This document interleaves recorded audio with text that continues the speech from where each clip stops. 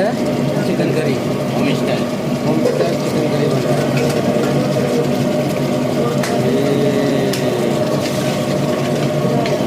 Home style chicken curry बन रहा है। वो हमारा प्रकाश शेफ चिकन करी बना रहा है, चिकन करी बन रहा है। Home style. धनिया डाला हुआ है, चिकन ज़्यादा बहुत पका हुआ है। अब चिकन डाल दिया, पका हुआ चिकन है ये, अच्छा पका हुआ है। फिर पूरा फिट हो गया ये। हमारे